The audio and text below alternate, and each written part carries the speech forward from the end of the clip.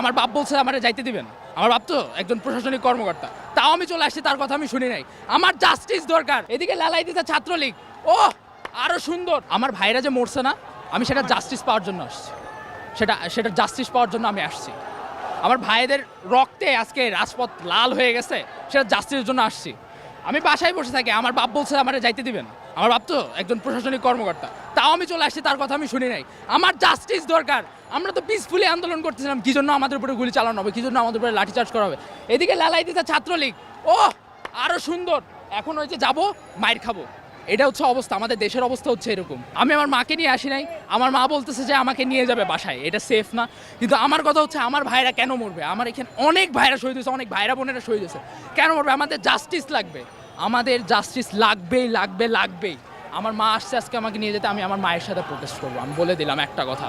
আর যত দিন পর্যন্ত আমরা এটা জাস্টিস না পাবো, ততদিন পর্যন্ত আমরা রাস্তার মধ্যে শুয়ে রাস্তা ব্লকেট করে মিছিল করতে থাকবো, এরকম বলে দেন সবাইকে।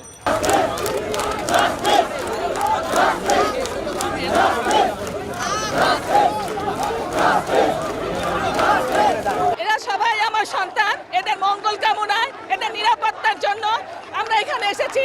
আমাদের এই দেশকে নতুন করে স্বাধীন করার জন্য। আমরা নিরাপত্তাহীনতায় ভুগছি, পথে ঘাটে আমাদের সন্তানরা মারা যাচ্ছে। আমরা এর বিচার চাই। এই ঘসিটি বেগম, এই মির্জাফরকে এই দেশে আমরা দেখতে চাই না। এই দেশ থেকে তারা বিতাড়িত করতে চাই।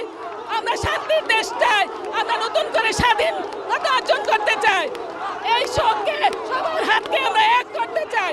আমরা এখানে এসেছি বিচার নিয়ে। এই সরকার আমাদের কেউ বিচার করবে না, আমাদের শুধু ট্রাম্প কার্ড দেখাচ্ছে, কোনো বিচার করতে পারবে না এই সরকার। রক্ত কিভাবে বন্যা বয়ে গেছে ঢাকা ইউনিভার্সিটিতে, এর জবাব দিতেই হবে। ওনাকে এর জবাব দিতেই হবে। উনি বাংলা ছেড়ে যাক, যেখানে খুশি সেখানে যাক, কিন্তু বাংলাদেশের এই সন্তানগুলোর রক্ত কেন নিল?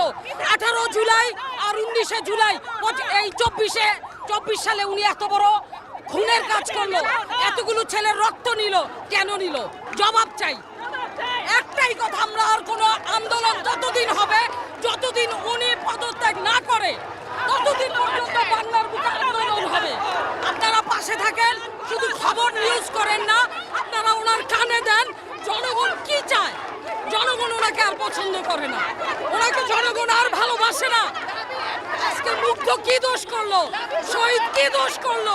কেন বিনা কারণে গুলি করলেন? আমাদেরকে মারেন, আসেন এখন গুলি করেন। না, আইনশৃঙ্খলা বাহিনী আমাদের পক্ষে নাই, তারা আমাদের গুলি করতেছে, হত্যা করতেছে। একটা অংশ আমাদের পক্ষে থাকলে একটা অংশ ছাত্রলীগ পুলিশের পোশাক পরে ঢুকে আমাদেরকে গুলি করে, শটগান থেকে গুলি করে। আপনারা সাথে দেখেছেন, আপনারা মিডিয়া হলাও করে প্রচার করা হয়েছে কিভাবে আমাদেরকে ঢুকে শটগান দিয়ে গুলি করে, নির্মমভাবে পাখির মতো হত্যা করে।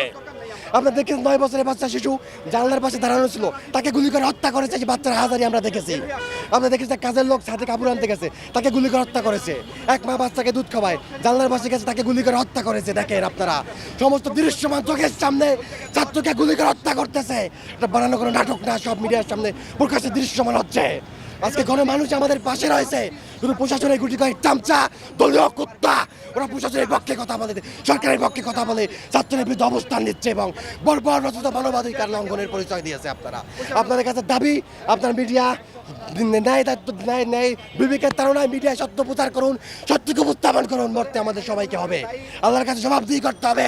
স্বৈরাচারের বিরুদ্ধে আপনারা সমর্থন করবেন না।